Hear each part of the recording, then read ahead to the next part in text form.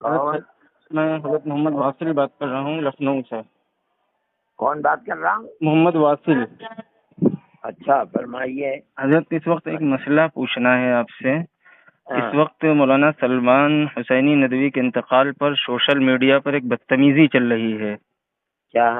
کہ وہ گستاخ صحابہ تھے اور ان کے لیے دعائے مغفرت نہیں کی جا سکتی ہے۔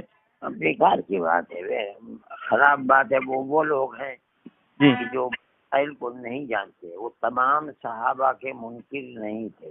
جی حضرت امیر معاویہ رضی اللہ تعالی عنہ کے ساتھ ان کا عقیدہ خراب تھا، جی لیکن جو جی اس طریقے پر کسی صحابی کے ساتھ اپنا زبان خراب رکھتا ہے، عقیدہ خراب رکھتا ہے، اس کے کفر کا فتویٰ نہیں دیا گیا ہے۔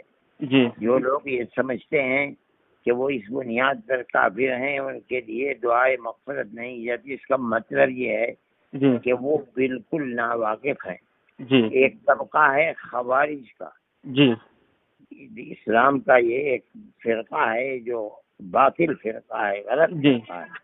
وہ صحابہ کی بہت بڑی تعداد کی تک انکار کرتے تھے، تکفیر انہیں کافر بتاتے تھے، جی لیکن قرآن علماء سب اس پر متفق ہیں کہ وہ اس کے باوجود بھی کافر نہیں ہیں۔ جی ان کے ساتھ اٹھنا بیٹھنا، شادی بیاہ کرنا، ان کو اپنے قبرستانوں میں دفنا، یہ تمام کا سب کا متفقہ فیصلہ ہے، جائز ہے۔ جی میرا جاننا یہ ہے جی کہ یقیناً وہ راہ حق سے ہٹے ہوئے تھے، جی لیکن وہ تمام صحابہ کی صحابیت اور شرف صحابیت کے منکر نہیں تھے۔ جی خواہ زبردستی یہ کہنا کہ وہ تمام صحابہ کی شرف صحابیت کا انکار کرتے تھے، یہ غلط ہے۔ جی امیر معاویہ رضی اللہ تعالیٰ عنہ کا بہت لوگ ہیں جو ان کو برا بھلا کہتے ہیں، جی لیکن اس کی بنیاد پر ان کی تکفیر نہیں ہے، جی کافر نہیں کہا جائے گا انہیں۔ جی ان کے لیے دعائے مغفرت کی جائے گی، جی ان کی نماز جنازہ بھی ہوگی یقیناً۔